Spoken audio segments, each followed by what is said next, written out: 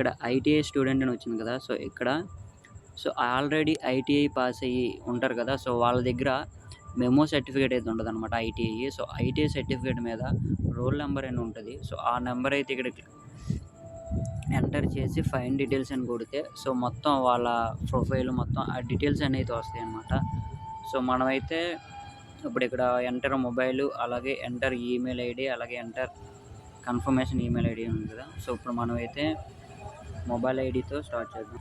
So, ఇలా mobile number and email ID, తర్వాత confirmation email ID ఇలా ఎంటర్ చేసిన తర్వాత ఇక్కడైతే క్యాప్చా ఉంది కదా! సో, క్యాప్చా అయితే ఎంటర్ చేయండి.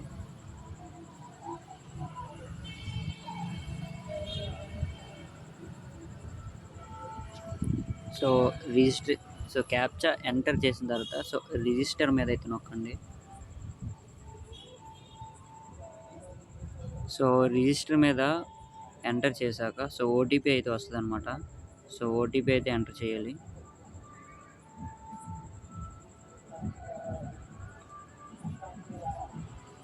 ఓటీపీ ఎంటర్ చేశాక సబ్మిట్ మీద అయితే నొక్కండి.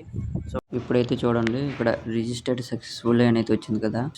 ఆ కిందనైతే ఒక నెంబర్ అయితే చూడండి, అప్రెంటిస్ నెంబర్ అనమాట. అదే apprentice code. Please check your email for activation. మీ ఈమెయిల్కి అయితే ఒక మెసేజ్ అయితే వస్తదనమాట. మన ఈమెయిల్కి వచ్చిన ఆ మెసేజ్ ఏంటి, అలాగే మనం అకౌంట్ ఎలా యాక్టివేట్ చేసుకోవాలి అనే దాని గురించి అయితే మనం పార్ట్ 3లో అయితే తెలుసుకుందాం. ఎందుకంటే ఈ వీడియో ఇప్పటికే చాలా లెంత్ అయిపోయిందనమాట. అందుకోసం నెక్స్ట్ పార్ట్ 3 కోసం అయితే వెయిట్ చేయండి.